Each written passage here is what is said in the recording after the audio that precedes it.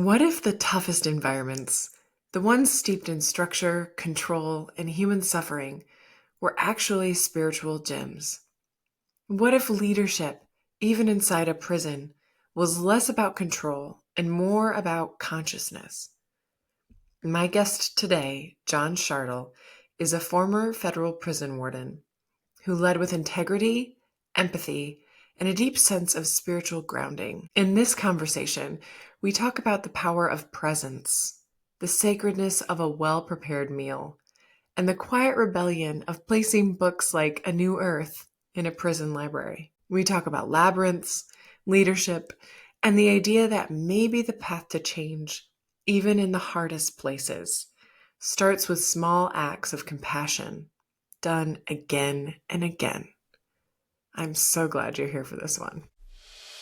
I'm your host, Katherine Jelinek, and this is the Expanders Podcast, presented by The Skinny Platform, the place for entrepreneurs with something to share and who want to be heard. Welcome, everyone. Today, I'm very excited to introduce John Shartle. John is a retired federal prison warden with 30 years of experience in federal corrections and 3 years as the congressional liaison in the Office of Congressional Affairs in Washington, D.C. Welcome, John. Thank you for being here. Pleasure to be here. Thanks for having me, Catherine. Yes.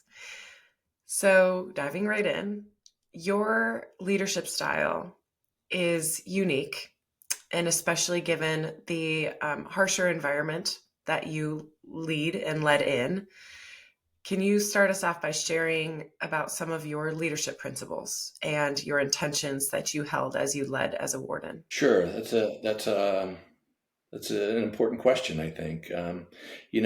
Prisons are by nature very harsh environments, and it's the nature of the beast, and nobody wants to be there. Every inmate would rather be on the outside, and the job of staff is to maintain that environment in a safe, secure, and humane way that balances the need for security, for structure, all of those things that you can imagine with a prison, along with programming and religious services and, betterment opportunities, medical issues, along with like nuts and bolts things like financial management and human resources and that sort of thing. And I would say that my leadership was kind of built around empathy and, an understanding of the fact that, the inmates that are there for, they've been designated to our charge for a period of time, whether that's, a year or the rest of their life, for the protection of society. So, you're dealing with a lot of sort of, let's just say, negative, dark forces, and yet trying to bring some kind of light to that environment for both the staff and the inmates. And I'll just say this, I think corrections workers in general, whether you're the warden, whether you're the secretary or correctional officer, they're kind of unsung heroes in the world because they do everything they do kind of behind the scenes. They're not like police officers where they're out there every day having lots of interactions. You don't see what they do, but they're heroes. They really literally put themselves on the line every day to go into that environment, whatever the job is, because you're dealing with inmates, and on any given day, you don't know, whether an inmate's having a bad day or that they've decided to commit suicide or commit homicide even. So all that to say that, in terms of leadership, for me, it was about bringing compassion, understanding, and empathy into that environment, which is very harshly skewed against any of that. Things work in prison much better with structure and that sort of thing. But to look at an inmate and deal with an inmate who may have committed some terrible, terrible crime and have a sense of, as my mother used to say, there but for the grace of God go I. That's what I tried to bring into that environment: compassion, empathy, understanding, while balancing the need for structure and, the fact that these people are here because they've committed some grievous offense, and protect society. Because at the end of the day, I always bore in mind the fact that when I signed on to work in the federal government, I took an oath. I took an oath to protect and defend the Constitution. And to me, that's defending the people of the United States as well. And that is the, in my opinion, that's the essence of public service. We were all public servants, and I was a public servant. And I really remembered that every single day. So, all that to say that, my leadership, I wanted to demonstrate to staff that they could be better, that they too could sort of embody this kind of a mentality. Mhm. And often they did. I really feel like at the end of the day, we all want to hope that we made an impact in our careers. And I feel like I did. And I feel like as I look back on my legacy of many years in the prison system, I touched a few people and maybe passed on some human, maybe ways of looking at things that are a little more human oriented than policy oriented. So that was a long way to answer your question, but I hope maybe I can refine that through the remainder of our Yeah, conversation. we'll dig into the stories and specifics. And one thing I wanted to clarify too is what your mother said, where um, there by the grace of God go I. So that's saying, like, if I would have walked in those shoes, that would be me as well. Is Yes, yes. My mother was just one of the wisest, most compassionate people I've ever known. I mean, everybody loves their mother, but I really loved my mother, and she was so full of wisdom. And she just had this attitude as she went through the world. She was a very deeply devoted Catholic woman, and she went through the world demonstrating that, not judging people, understanding the harshness of maybe their life as a as a way to look into their lives, and why are they acting like this, and why are they being like this. So while while it doesn't excuse bad behavior, it does give you a sense of connection to that and humility when you look at somebody and you say, you know what, had I made some different choices on one occasion, maybe even made one different choice, I could be it could have taken me down a spiral that would have brought me here, just like this person. So in some way, I'm not so different from that person that's wearing an inmate uniform, and worried about, some family member who's sick on the outside. right. The line between is thin, and it in a way that's scary, relatably thin. Yeah. And, I think I do feel this because I experienced this, that's a hard thing to come to terms with because, I think we all want to feel that we are better than the worst of humanity, and in most cases we are. But when you look at things through the lens of there, but for the grace of God go I, maybe if I had made some bad decisions, and you look at some of the things that many of these people did, it's scary. It's scary to think I could have robbed that bank. I could have been that drug dealer. I could have done X, Y, and Z thing, even more horrific than that. And I don't think people really want to put themselves in that filter. And maybe you wouldn't have, but the possibility is there. It's about the choices that we've made, the opportunities that we've been presented, sometimes the second or maybe even third chances that somebody gave us, so that when we did make that bad choice, it didn't define the rest of our life in the way that some of these inmates, are now defined. And again, by no means is that excusing any bad behavior. At the end of the day, we all make choices, but I think circumstances can play deeply you know, into the choices that we make. What's your philosophy on words or phrases like humanity and dignity? Well, you know, I mean, that's everything. Humanity and dignity, we, and again, that's very hard. In that environment, you can get really caught up in, you know, sort of making a distinction between the people who are wearing the inmate uniform and yourself or the staff, but it's coming back to a place of humanity and dignity where I think I had to be, and I really tried to inspire my staff to be. And maybe this is an opportunity to talk a little bit about my spiritual Go ahead. beliefs things. Yeah. I this kind of factors into my spiritual beliefs. I belong to a group in Ohio that's a spiritual group, and we talk a lot about consciousness, and so much of the emphasis of the things we talk about are humanity and dignity and our relationship to each other. And, I was talking to my friend Vince, who is the head of the group, just the other day, and I was talking about the fact that, I viewed my work in the prison system, and particularly, I'll say this, when I worked at the higher security prison systems where the crimes are just exponentially more um, unsavory, that it was kind of like a spiritual gym for me because, I was on and I still am on a sort of a spiritual journey, as I think many people are, not everybody, but many people are, either through a traditional faith or through their own spiritual exploration. And I looked at it as like a spiritual workout, like a spiritual gym going there, because you leave work and you can go to a book study, you can go to a faith group or your church, and you can talk about lofty things and connection to the divine, and then the next day you walk back in where somebody's been murdered or something along those lines, or there was an attempt at least, or a staff member has been hurt, which is horrible. Um, and it's really working in the face of that every day, 8 hours a day, or 9 or 10 or 11, and still trying to maintain a spiritual core was a real challenge. And it's still, I mean, it's a challenge under the best of circumstances sometimes.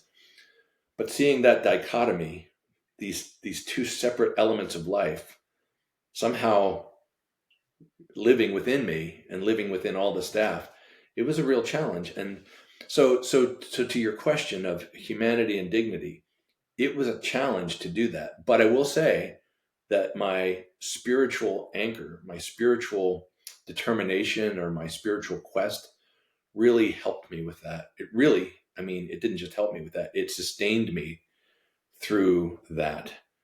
Had I not had that desire to seek out spiritual information and meditate and do those things, and by the way, I'm not here to try and No, you get sure. anybody into a spiritual faith if you're not, but it really sustained me and helped me when I was working every day in that environment to personally make better choices and not get caught up in a total, it's easy to just sort of like give up on humanity when you walk into that place and you learn some of these, what some of these guys have done, some of these people have done. It's easy to go, wow, there is just no hope for humanity. And yet there is. And the only reason I was able to sustain that was through a spiritual workout that I engaged in while I was working there. It really did sustain me. So then what is the perspective you held as you continued to do your spiritual workout of life and work? If your perspective wasn't, wow, you know, the world is really screwed, what was the perspective you left with at the end of your career? Well, it's interesting. It's a lot of things, and to some extent, I'm still processing it. I tend to be a kind of an overthinker. I think there are a lot of people that can just sort of leave a situation and be done with it. But I was left with a sense, and I'm still left with a sense of, wow, what was that all about? I feel like I'm here for a reason. I'm here on this planet for some reason. And, never in my life when I was a kid did I think I would, be a warden of a federal prison, or, actually a prison complex. And so what was the meaning for that? And I think that I'm left with a sense that this is, I get philosophical. I'm left with the sense that this is, part of the human journey. It's just, you have to take the sour with the sweet, the light with the dark, I mean, and it all exists really within a state of gray in the middle. I mean, we have delightful, wonderful experiences in our lives. And then we have harsh realities that we have to come to terms with, and there's an expression that I like to refer to, and I deep apologies if I misquote this, but there's this idea of, and I'm certainly not suggesting that I'm enlightened by any way, but there's this phrase: "What do you do before enlightenment? You chop wood and you carry water. And what do you do after enlightenment? You chop wood and you carry water." I mean, you still have to do all the things of life. Um, against maybe whatever your spiritual and quest is. But I do want to say that I've quoted that many times, and I've used it almost as a mantra in my life. Chop wood and carry water. Even when you're experiencing sort of high-minded stuff, you still have to pay your bills and Mm-hmm. make sure your whatever things in your house are working. But my friend Vince that I referenced earlier, I've said that to him, and he has a little bit of a different phrase on it, which I think is really good. What do you do before enlightenment? Chop wood and carry water. What do you do after enlightenment? You chop wood and carry water a little differently. And I think that qualifier makes all the difference, because you still have to do all the things that you have to do, but you do them with a different context and a different, maybe, perspective on things towards humanity, towards yourself, towards the divine, towards the inmates that are in your charge, towards the staff that look to you for guidance. You do it all just a little differently. Your being has shifted. The Yes, doing has not changed, but your being has. it's a So shift. share a little bit about some of the doing that you did in the work you did that reflects a little bit of what I know is your being, but everybody's still getting to hear your story. Some of the stories you got to share with me about things like food quality and labyrinths, and just share Yeah, some of those about how you were able to create environments and experiences that demonstrated empathy, dignity, humanity. yeah. I again, when you walk into a prison, there's a set of things that just have to happen. I mean, prisons run on structure; they have to. Where inmates are, what they're doing, all those kinds of things. And my intention was never to say, "Oh, that's all terrible stuff. I have this newfangled way." Within that, which I really honor and value, I just saw space for areas of life that could be beneficial to the inmates, because you know this isn't just altruism. You know, to be honest with you, I think when I was working, there were many people, inside and outside the prison system, who had this idea of, lock them up and throw away the key. Whatever, use whatever phrase you want to use. They don't deserve anything. Why would you eat blah blah blah? Why would we give them anything? Well, the fact of the matter is, something like 97% of inmates in federal systems, at least this was true at the time that I was working, are coming back out. I mean, they're coming back out to society. They're going to be, they're still going to be somebody's kid or maybe somebody's parent. They're still going to be all those things. They might be your neighbor. They might be the neighbor to your grandmother, or they're going to be in society. They might be standing next to you at the grocery store. Do you want that person to come out just like they went in, or worse, perhaps, because they were, had this incredibly harsh environment for several years? Or do you want the prospect, at least, that they're coming out just a little better, maybe with a little bit of a different perspective? So, that was that was a motivation for me. That's just that realization alone. People sometimes talk about, well, they had access to sports and workouts and all this. Well, yeah, they did, and to a certain extent, if you've never thought about your body and you've spent 25 or 20 or 10 years taking drugs and beating your body up, maybe going in here without the drugs and saying, hey, you know what, I'm going to start a workout routine, or I'm going to start running, or I'm going to start some kind of positive thing, that might just be a little bit of an edge for you when you walk out the door. So all that to say that my motivation was, A, going back to my mother, there but for the grace of God go I, and also just a practical consideration that many of these people are coming back out, and they're going to be citizens, maybe your neighbors, maybe somebody in your life some way meaningful. So all that to say, I really tried to, there's this delicate balance in a prison between the corrections, the security, the nuts and bolts, making sure people are where they're supposed to be and they're in the prison and they're not trying to escape or hurt somebody, and the programming side of things, where there's psychology programs and there's, religious services and education, and there's a balance between those two that sometimes gets skewed towards the corrections, because honestly, that's just a little, the work isn't easy, but the understanding of it is easier, the who, what, why, where, when. My idea was, look, let's make sure that these inmates know about the programs so that they can, make the decision, perhaps with a little bit of encouragement, to help themselves become a little bit better, because they have the potential, and remind them that they're going to be going out. Like, you may be here for 5 years, that's a fact, but if you don't have a college education, or excuse me, if you don't have a high school education, maybe let's work on that GED, because we can help you with that. So, I was always encouraging those things. Every time I would have an inmate talk to me about something, I would ask them, what programs are you involved in? Are you seeing psychology? Are you going to the library in education? Are you talking to any of the counselors? Almost, I'm sure I annoyed a few of them too, because they'd want to talk to me about their sneakers, and I'm trying to talk to them about programs.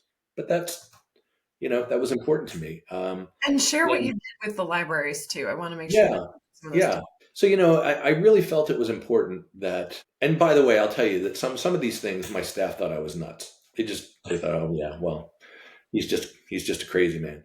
But I thought, prison libraries are, they're kind of divided into law libraries, because inmates get to work on their cases with their appeals, and then the leisure library. And often they're just filled with books. I mean, place to place it's different, but largely it's novels and, fiction and whatnot. And I thought to myself, actually, I won't say I thought to myself, I was inspired. I don't know from where, but I felt inspired. Why not, why not fill the library, or at least have a section of the library that has stuff that's not about, cops and robbers or whatever. So I had I did a little exercise with myself, and I said, I want to create a space within the library that has books that don't talk about crimes, prison, jails, cops and robbers. So to get to the point, I identified a number of books and worked with my staff, my education staff, told them what I wanted. That I wanted a kind of an expansive library, a self-expansion library.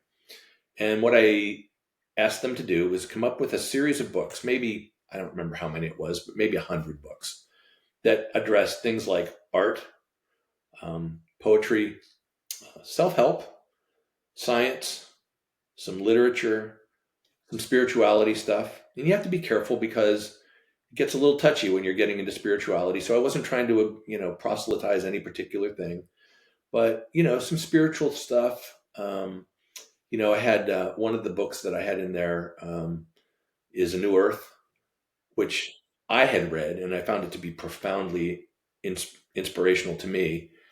And so I put that book in there, By and Eckhart Tolle.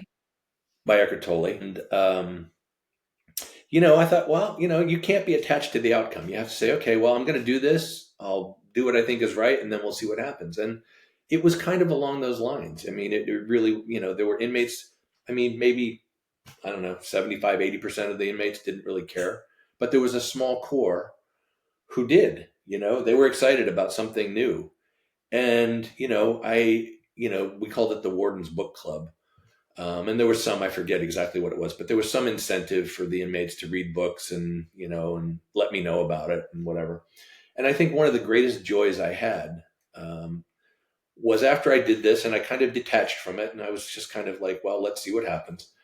I had inmates starting to come up to me when I was about the prison, either in the housing units or in the dining hall or wherever, because we were always around the inmates. But it was really exciting for me, and it touched me when inmates started coming up to me and saying, "Hey, I read that book, the whatever, Cosmos by Carl Sagan, or or A New Earth by Eckhart Tolle," and that was such an interesting book. And and then we would have a little bit of a banter about it. And that's not the end of the world. Maybe that didn't change that guy's direction for the rest of his life, but maybe it touched him, and maybe it had some small butterfly effect, impact on where they were going in life, from there. So, I don't have any overblown sense of my importance in that regard, but I think that was a good thing to do. I mean, I do. I genuinely think to this day that was a good thing to do, and I hope those libraries are still there, because I think that's the gift that keeps on giving, man. If you can get an inmate to think outside the prison walls, about something more, about the fact that someday they're going to be on the other side of the prison wall. and maybe this little bit of information helps them, yeah, that makes me feel good, you know. Mhm. So And then that's the library. I love the library story. And then tell us also about the food quality standards that you had. Yeah, this is first of all, I want to say this too. There was a in with credit to the system that I worked in, there was a premium put on making sure these things were in place. The challenge was sometimes making it happen. So, for me, it was a challenge that I just committed, I will never fail at this. It was just one of those things. We'll never fail at food quality. Never fail at food quality because, Uh-huh. at the end of the day, if you can feed inmates a good quality food throughout the day, and I'm not talking about lobster and steak, I'm just talking about good, nutritional, calorically balanced food, maybe a really healthy salad bar, for guys who maybe have not had a salad in a long time and maybe could use one, um, we should do that too as part of programming. Again, these are human beings. Why would we want to feed them junk food? Why would we want to let them get their bodies in worse shape than when they came in, or at least not better, marginally better? So for me, it was really important on a practical level because if your food's bad, you're going to know it really quick. Inmates don't have a choice. They eat at the same place every day, 3 times a day. There's one place to get your food unless you're buying junk in the commissary. That's where you're going to have your meal. So, it may not be steak and lobster, but it's going to be healthy. The portions are going to be decent. It's going to be well cooked, well prepared, well served. A little bit about aesthetics. Let's not forget that counts. If it looks like slop, it's going to taste like slop. So for me, it was really important walking in the door that the staff understood, particularly my food service staff, who, by the way, do a really hard job. I want to advocate. You're cooking 3 meals a day under challenging conditions with a very limited budget, and they do a fantastic job. But with those things in mind, it's easy to kind of start slacking. And I always said, look, if it comes down to money, let me know. We'll figure it out. We'll find ways to get the things that we need. Because if an inmate is not satisfied, you can have a bad meal. You can have one bad meal. Okay, everybody understands. They're not all going to be winners. But if you have two or three or four, it becomes a pattern. It's a signal from management, from the leadership at the top, all the way down that we don't really care about you. We're not seeing your humanity here. We're not understanding that this is the only place that you can eat. We're not understanding that you deserve to eat a balanced meal or have access to a balanced meal. It's a signal, it's a practical thing as much as it's a signal of how much you care. So for me, if we had a bad meal, and it happened once in a while, and by the way, the inmates knew that it was a priority for me, and the staff knew it was a priority for me. I knew pretty quickly. One day when I remember one day when I was at, we had to be there during the meals, during the noontime meals, to be accessible to the inmates, to ask, they could ask management questions. It was also a presence within the food service dining hall, which can be a volatile place. So it served a couple of purposes. But I remember one day an inmate walked up to me with his tray. He didn't say a word. He just kind of put his head down and showed me the tray, and it was chicken, and it looked like a pigeon, like this, like it was just like this tiny little portion. And I looked at it, I looked at him, and I said, I got it, I got it. So I made it very clear to my staff. I had a meeting about it. This is about 12 o'clock in the afternoon. I had a meeting about it with my larger staff, and I said, look, you you guys know where I stand on this, right? Tonight, whatever the meal is, I don't know what the planned meal is for the dinner meal. It's going to be enhanced, and I mean enhanced. It's going to be, whether it's an extra portion, whether it's an extra. We're going to put soup on the salad bar too. We're going to give them extra bread. We're going to again, without necessarily going through a lot of words, signal to these inmates that we got it. We messed up. We got it. We're moving on. We're fixing it. And that just works. You don't have to put a lot of language to it. A lot of prison communication is done through gestures and symbolism. Yeah. And And that was that. And we did. And they had a wonderful meal that night, and they knew that it came to my attention and that I cared, and I was going to fix it. And that was a management strategy. It was also the right thing to do. Hmm. It's funny how those two things work out well together. Good management strategies happen to be the right thing to do most of the time. About it. About it. Well, it's funny. I think I don't want to jump ahead here, but I think you asked me early on, about some of my management philosophies, and Yeah. one of the words that I tried to live by in just about everything was the word integrity. You know, you can make a mistake and still be in integrity, and I just really thought about that. Like, if people think you're operating from a place of integrity, of doing the right thing, even if it's a hard thing to do, even if you're going to have to tell your boss something they don't want to hear, or give them bad news, integrity says you have to do that. And so I really tried to use that as my sort of operating principle on a lot of levels. And again, I could get really philosophical about this, but I was always mindful of the fact that there were so many interested parties that I had to be aware of, from the inmates, who were there living there, the staff that relied on me to give a proper appropriate direction, to my boss. I had a boss who was trying to implement agency standards. And then there's honestly, the public, the American public, who are, putting their hard-earned tax dollars into my salary, my staff salary, these places that, house these inmates.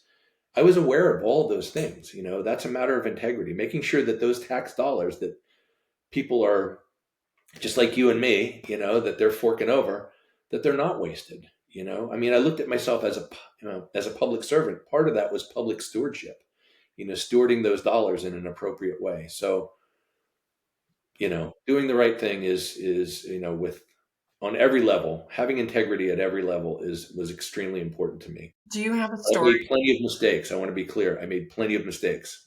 Well, we all do. And do you have a story about, integrity and really having to lean into living that, where it was a potentially difficult situation that tested it? I have a story. It's not about me, but it was a learning thing that I tried to build into my Okay. to my management style as I moved on in my career. And this is early in my career. I'll try to make it a very short story. But when this is about 1992, going way back. Um, I was the human resource manager at one of the prisons that was opening up in Pennsylvania. And this was before the internet. This is before, this is in the day of newsletters, like physical paper newsletters that we would prepare for staff. And we were opening up this prison. And when I say opening up, I mean it was a brand new built prison. We were hiring staff. We didn't even have any inmates yet. And my boss was a guy. He was a military guy. He had been in the 82nd Airborne. He was just whatever that image conjures for you. That's what he was. He was a very no nonsense. This is just about business kind of guy. He was the associate warden. And so, in a nutshell, what happened was we used to have meetings every week to kind of give updates so that everybody was on the same page, and we would meet with the warden. So I had talked to my boss and said, I'm thinking about starting a newsletter for staff to know about their benefits and their pay and all these kinds of things and job opportunities. He said, that's a great idea. Go for it. Now, this guy didn't know human resources from anything. He was a corrections guy, but he had oversight over my department, as happens in the prison system. He had many departments. I was one of them. And so I started this newsletter, gave my staff the good word. We're going to do this. This is great. And so several days later, we're in this department head meeting with the warden, and my boss is there, and I'm there. And we go around the room, and I said, among other things, I'm talking about, here's the update from my department. Oh, by the way, we're starting a newsletter for staff. We're going to, have all this stuff, these benefits, and, people will know what's going on, and it'll be great for staff. Thinking this is going to be wonderful. And the warden is sitting at the end of the table. And the warden is the big boss, just to make it clear. The warden is the boss in a prison environment. And the room goes silent. He doesn't say anything, and he stares at me. And he slams his fist on the table, and he says, in a very loud voice, which I will not demonstrate here, Hey, John, don't you think it would have been a good idea if you'd gotten that cleared by me before you just went off and did that? Before you just started a program without my approval? Wait, didn't you just tell me that you did do that? No, I told my boss, who was the associate warden. The associate warden works for the warden. So this is two levels removed, right? So he says this to me, and I know full well that I've told my boss about this, and I'm certainly not going to put my boss out there. So I, for a moment, I said, yes, sir, you're right. I probably, before I had too many words out of my mouth, my boss said, hey, warden, that's on me. John came to me with that idea last week. I thought it was a good idea. I told him to roll with it. I didn't bring it up with you. I just forgot. It's on me. So if you're going to be mad at anybody, be mad at me. Don't be mad at him. He was just trying to get this thing started. So if I have anything coming, or if anybody has anything coming, it's on me. And he didn't have to do that. And many people wouldn't have done that. Many people would have just sort of let me ride the heat. And then after the meeting, maybe say, oh, sorry about that, something like that. But this guy, um, I mean, didn't waste any time and just sort of doing the right thing, being in integrity, standing up for me to the boss and taking ownership of his mistake. And I know that sounds like a simple story, but that was so powerful to me when I was early in my leadership, that Right. this guy who could have handled it 1,000 different ways and gotten away with it, and it would have all over time have been washed away. But it was important to him to say that in that setting with all these people present, that I made a mistake. If you're going to be mad at somebody, it's me.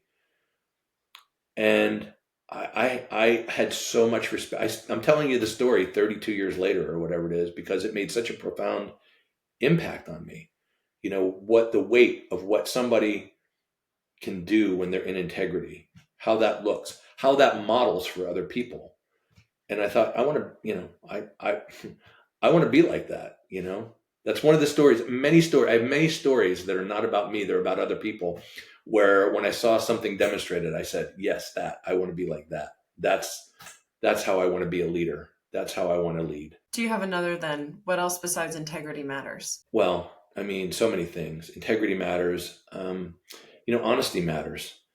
Sometimes you have to tell people bad news. And it's really hard to tell people bad news, like, hey, you're failing at your job.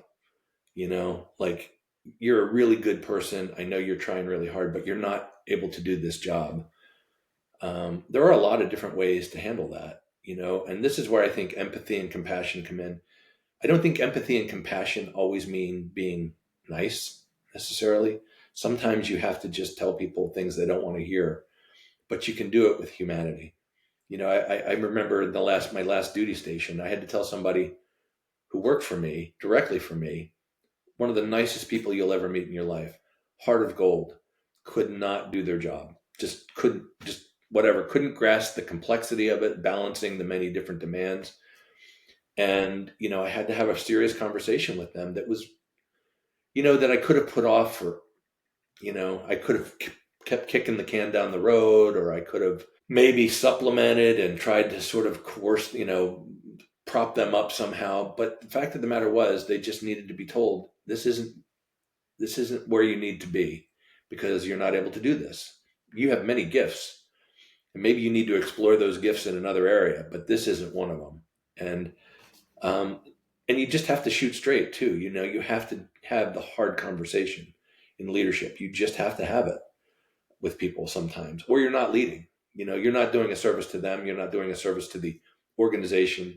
You're not doing a service to you as the person who, frankly, rides the heat for bad things that happen in a prison. I mean, at the end of the day, when something really terrible goes down in a prison, the only person they're looking to is the warden. What didn't you do, or why did this happen? And so you have to balance that out. And sometimes you just have to have really challenging conversations with people. But I think that's part of living in integrity. I think integrity invites us, no, integrity demands that we have honest conversations with people, even if they're very unpleasant. Very true. John, share a little bit about The last story I don't want to miss are things like the labyrinth you'd set up in every prison you were leading, and why Mhm. labyrinths, and describe, even for some that might not know what they're even used for. Okay. Well, I said earlier that sometimes my staff thought I was nuts, and this is probably one of those occasions. I think they humored me. They thought, they kind of thought I was entertaining in some ways, but I think at their core, they knew I was onto something. Um, so yeah, so labyrinths, a labyrinth is a very simple thing. It's usually a round design with a path that goes in, and it's kind of winding. You've probably seen it. Sometimes people get labyrinths confused with mazes. Mm. It's not a maze because if you get on the path, it's going to take you to the center. And if you get back on the path, it's going to take you out. And they've been around for hundreds, maybe thousands of years. There's some in cathedrals in Europe that are very famous. But basically, they're a tool for prayer and meditation, reflection, contemplation. You can use it for anything. And typically with a labyrinth, you step on the path and you walk mindfully. And sometimes people take little prayer books and they use that space all around. Even though it seems like it's a little disorganized, you're always going to get to the center, and then from the center, you're always going to get out if you just follow the path. You know, and so I became aware of labyrinths when I lived in Ohio. Honestly, and my wife introduced me to a labyrinth in our area, and I had never really heard of it, but it's such a powerful tool to use. It's not for any particular religion or faith. Typically, you see them in Catholic or yes, Catholic cathedrals, but many faiths use something like it. So anyway, all that to say, um, I saw it as a good sort of non-denominational way for people, again, for inmates to have some vehicle, some opportunity for their own reflection that wasn't necessarily, you know, maybe a traditional faith, maybe somebody of a non-traditional spiritual path, or even people of of traditional spiritual paths, to just use this thing to be solitary and have their own solitary experience. So all of that to say, when I worked at three prisons, one in Ohio, one in New Jersey, and a prison complex in Arizona. I asked my staff to create labyrinths, like full scale, maybe 50 feet in diameter labyrinths outside. And I told them why. And I assigned it to the chapel department. And I met with all the chaplains. And I said, look, I just really want to provide this as an extension of the chapel for inmates who want to pray, who want to meditate, who just want the opportunity to explore this space. And let me just say one of the things about labyrinths. Again, this is maybe a little sort of esoteric, I'll say, but describing it doesn't really capture what it does. I think most people who experience a labyrinth walk have a can have a transcendent experience of a sort that doesn't really neatly fit into any packaging. And so I just really wanted to provide that opportunity for inmates. Again, not for every inmate, but maybe for the handful or the few, the small percentage that were interested in it. So I asked my staff to create labyrinths outside with rocks, just really simple rocks or carvings in the ground. It doesn't have to be anything elaborate, at all. And they did, and the thing is, it was exactly like it wasn't exactly, it was very similar to the library in that you didn't have most of the population, engaging the labyrinth. You had a small population. Many of the inmates probably looked at it like, what is that? Um, but there were always a few, inmates who would engage this and who enjoyed it and who came back to me and said, never in my wildest dreams did I ever think I'd be walking a labyrinth as part of my spiritual journey. And yet I am. And I'm grateful for that, And again, as I look back and I think, well, that's something. Maybe that person who had that experience, who maybe didn't fit into a normal chapel experience with a normal faith, but they found some connection to something greater than themselves by walking the labyrinth, that touches me. And I feel that that's real, and I feel that that's lasting. And I hope those people carry that with them. And in some way, maybe they carry that with them and they touch somebody else in their lives and say, wow, I had this great experience in the labyrinth. Let me tell you about that. So it's a little outside the box. It was a little unconventional. I did it, I knew when I was doing these things, each place that I went, that if I had asked my boss about it, I probably would have been told no. So I kind of approached it from the perspective of it's better to ask forgiveness than ask Yeah, permission. all about it. Yeah. And I did. And I never, I mean, I had some questions about it for sure. But I think once it was, understood that, it's being used and enjoyed and doesn't hurt anything and doesn't, we certainly didn't use any taxpayer dollars to do it. Why not? Why not try things that are going to help people or potentially help people? It doesn't help people. What I mean to say is offer people an opportunity to help themselves. Right. That's really what it was about. Whether it was the library, the programming, whatever, I can't change these guys. They have to want to change. And so, why don't we just provide them with a few tools?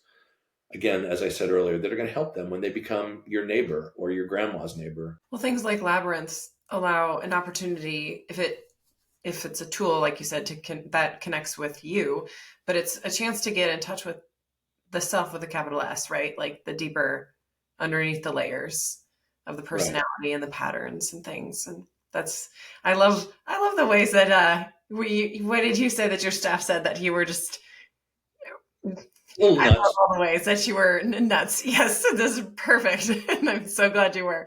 So as we wrap up, I want to just hear what last advice would you share with us for nothing in my day-to-day life and probably the large majority of anyone listening's life is going to compare to what you had to step in terms of the starkness of life and work and the harshness like you were sharing earlier of the contrast of as you tried to like walk with a deeper intention with your life and actualize that in a life that had so much harshness to be viewed.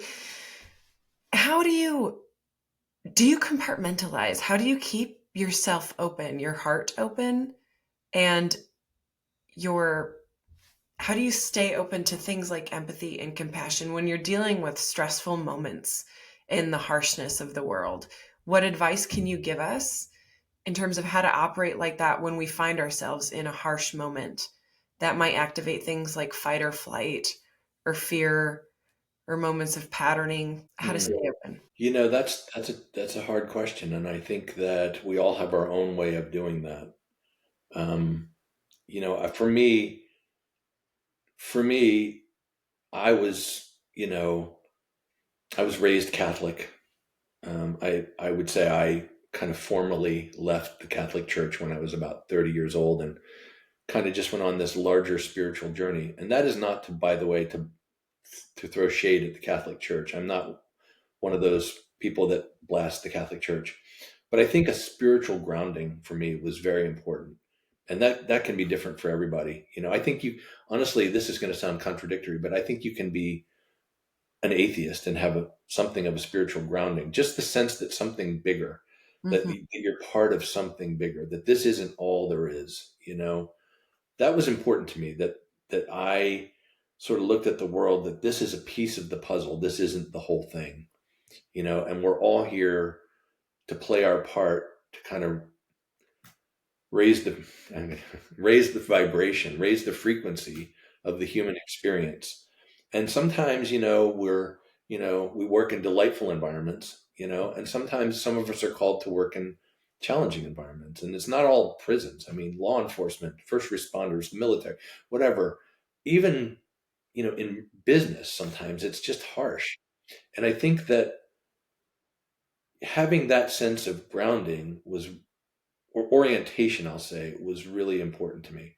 And I will say, this is I can't take I can't take all the credit for just being this really spiritually minded person. I had and I continue to have the great fortune to have an amazing partner who, when things were really hard, when I was working, had this ability to sort of, and again, still does, but I'm not working in that environment anymore, to inspire me through her faith and through her devotion to higher ideals.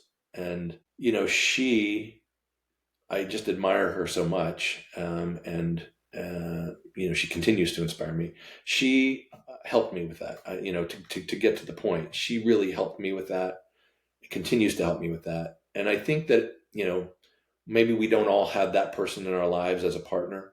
But I think if anybody's out there and you see the need for that in yourself, if you recognize the need for that in yourself, and I would encourage everybody to take a moment. If you work in some kind of really challenging environment, do a self-assessment and ask yourself, what do you need? If you're feeling dark all the time, there are ways to cope with that. Maybe it's through a spiritual group, maybe it's through your faith or traditional faith, maybe it's through meditation or spiritual reading or philosophical reading, either, if you're not, spiritually oriented. But step outside of yourself, because there are a lot of resources in the world going back to antiquity that can sustain you. Maybe it's a person, maybe it's a group, maybe it's your best friend, maybe it's that person you met at the coffee shop that sounded interesting. Maybe spark up a conversation with them. So, that was kind of a long way to answer your question. I want to tell a story, if I may. It's a short story. Do we have time for a Oh, short story? yeah, of course. This was really inspirational to me. Again, I've been inspired by many people. So one day, this is at a prison where I was working before I was ever a warden. I was really down because I was seeing this situation where, inmates would come in, they would find religion, they'd be really, really into the religion, they'd leave, they'd be released, and then they'd be back 2 weeks later because they committed another crime, or they'd be back shortly and they'd committed another crime. And I thought, oh, these guys are just a bunch of baloney. This is just fake. This nonsense. So I was walking through the prison one day, and I walked into the chapel, and the chaplain was always this guy who had this. He was just so full of joy and inspiration. His name was Niles, and I said to him one day, I said, Niles, how do you do it? How do you do it every day? You're running this chaplaincy department, and you see these guys, they come in while they're here, they're just, they're full of the Holy Spirit or whatever. And then they leave and they recommit a crime. How do you stay inspired with that? He said, well, I'll tell you, that's a great question. And it's not all about those guys. It's about the one. It's about the one. You know, Once every couple of years, I'll have one of my inmates who was involved in a program and whatever, and they'll go out, and 2 years later, I'll get a letter, and they'll say, "Hey, I wanted you to know I met somebody. We have a child. I'm working as a maintenance supervisor for a water company. That's actually one of the people that he referenced, and I'm really getting on with my life. And I want to thank you, and I want to thank honestly your department for inspiring me to do this. To be kind of on the right track. I have a lot of work to do. I have a long way to go, but I'm really feeling good about where I am in life, and I'm glad to have left that life of crime behind me." And that blew me away. You can't look at the numbers. As I created the library, or as I created the labyrinths, I remembered that, because it's not about making sure everybody does this, but maybe it's about the one or the two or the three that you can kind of go, yeah, they'll probably, maybe I touched one or two or three people along the way. So the story that he told me that day of it's about the one, I really tried to use that as an anchor as I moved forward in my career. Because again, it was just, I had a lot of really inspirational people touch me when I was in the prison system, that whatever, philosophy I have as leader was fully informed by really good, solid people, really wise people. So, I don't know if that answers the question, but that's my answer. So I'm grateful to Niles. That's wonderful. And you're reflecting something important. And I think any of us ever in an experience of leadership realize we are a reflection of an ecosystem of people who've been a part of our journeys and helped us find our way to the place we are today. And then, even though I know that it resonates your story that we can all feel value in what we're offering to the world, if it even just impacts one person. You're Mm-hmm. not, you and Niles are absolutely not alone in that feeling. I think that's something that's shared, and I've heard said by business people and alike, that if one person can feel impacted by this, it's enough. And still, it's always more than that. And we get to also you are also a part of the ecosystem of people that others will think of when they get to look back on the inflection points in their lives. Thank you, John, for this conversation and all of the different angles you bring to an environment that I'm sure many people listening similar to me would have never realized that there was someone like you out there bringing things like Eckhart Tolle into the prison system and labyrinths and caring in the way that you did and expressing empathy. So I appreciate your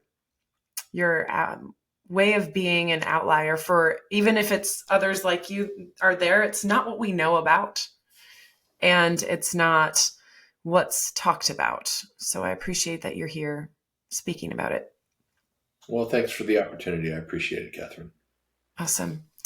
All right, everyone. Thank you for listening today and tune in next time. Thank you for listening to this episode of the Expanders Podcast, presented by The Skinny Platform.